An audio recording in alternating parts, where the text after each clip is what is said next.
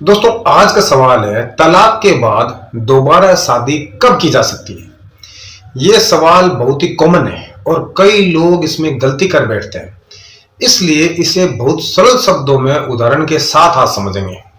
सबसे पहले यह समझिए कि केवल तलाक हो गया बोल देने से या कागज पर लिख देने से आप तुरंत दूसरी शादी नहीं कर सकते, बल्कि कानून यह देखता है कि तलाक की प्रक्रिया पूरी तरह खत्म हुई या नहीं। अगर आप हिंदू, सिख, जैन या बौद्ध धर्म से हैं, तो आपका तलाक सामान्यतः हिंदू मैरिज एक्ट के तहत होता है और इस कानून की धारा 15 के अनुसार जब कोर्ट तलाक की डिक्री यानी कि फैसला दे देता है, तब भी तुरंत शादी नहीं की जा सकती, बल्कि यह देखना जरूरी होता है कि उस फैसले के खिलाफ अपील करने की समय सीमा खत्म हुई या नहीं। आमतौर पर अपील करने की समय सीमा 90 दिन मानी जाती है। उदाहरण के लिए मान लीजिए रमेश और जया का तलाक 1 जनवरी को कोर्ट से हो गया, तो 1 जनवरी को ही रमेश दूसरी शादी नहीं कर सकता।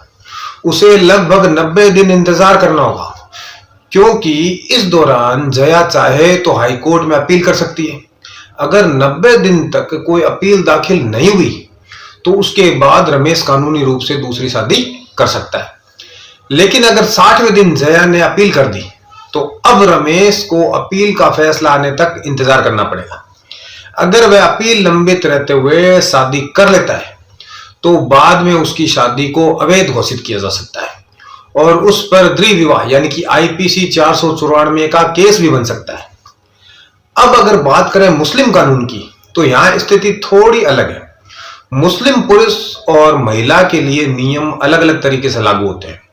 अगर पति ने पत्नी को तलाक दे दिया है, तो पत्नी को इद्दत नाम की एक अवधि पूरी करनी होगी, जो आमतौर पर 3 माहवारी यानी कि लगभग 3 महीने की होती है। उदाहरण के लिए अगर शबाना को उसके पति ने 1 मार्च को तलाक दिया, तो शबाना तुरंत 2 मार्च को शादी नहीं कर सकती। उसे लगभग 3 महीने की इद्दत पूरी करनी होगी। अगर वह गर्भवती है, तो इद्दत बच्चे के जन्म तक चलेगी। इद्दत खत्म होने के बाद ही वह दूसरी शादी कर सकती है। यहाँ यह भी ध्यान रखना जरूरी है कि 3 तलाक यानी कि एक साथ 3 तलाक बोलना अब कानून अपराध है, क्योंकि Muslim women protection of right on marriage act के तहत इसे अवैध घोषित किया गया है। इसलिए अब केवल तलाक तलाक तलाक कह देने से वैध तलाक नहीं होता, बल्कि कानूनी प्रक्रिया जरूरी है।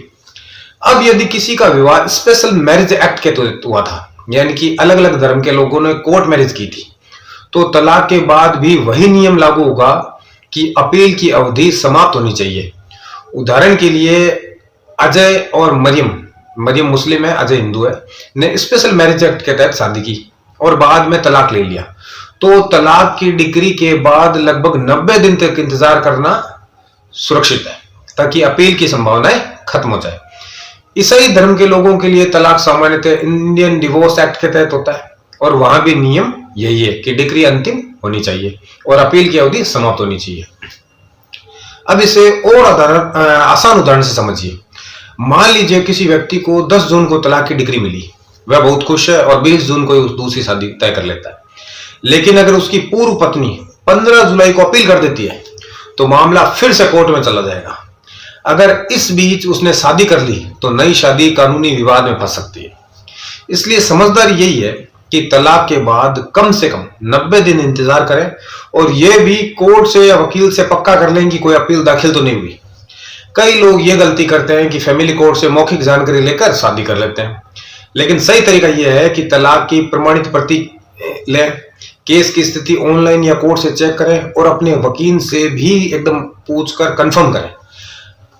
अगर किसी महिला का तलाक म्यूचुअल कंसेंट से हुआ है, दोनों पक्ष खुश हैं, तब भी मेरा यह मानना है कानूनी अपील की अवधि तो निकलने के बाद ही शादी करनी चाहिए।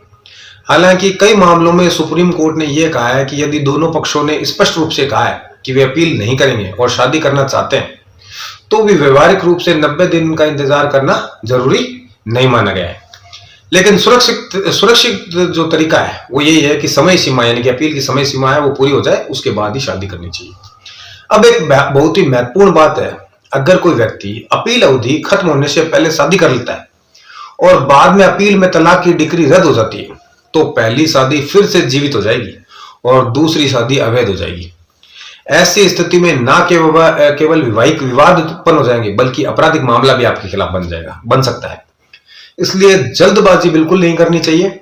सरल शब्दों में निष्कर्ष यह है कि हिंदू, सिख, जैन, बौद्ध और स्पेशल मैरिज एक्ट के मामलों में सामान्यतः तलाक की डिक्री के बाद लगभग 90 दिन इंतजार करना चाहिए और मुस्लिम महिला के मामले में इद्दत की अवधि पूरी करनी जरूरी है और ईसाई कानून में भी अपील अवधि समाप्त होना जरूरी है।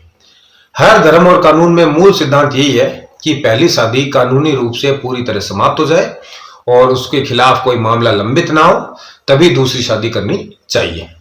इसलिए सबसे सुरक्षित और समझदारी भरा तरीका यह है कि तलाक की डिक्री की तारीख नोट करें, अपील की समय सीमा गिने, वकील साहब से पुष्टि करें, पूछ लें और उसके बाद ही नई शादी करें, ताकि भविष्य में कोई कानूनी परेशानी ना हो और आपका वैवाहिक जीवन शांति से चल सके। दोस्तों, वीडियो अगर अच्छा लगा हो तो इसे लाइक करें, शेयर करें और अगर ये वीडियो आपको समझ में आया हो और ऐसे ही हर कानूनी बात को आसान शब्दों में आप समझना चाहते हैं तो इस चैनल को सब्सक्राइब जरूर कर लें।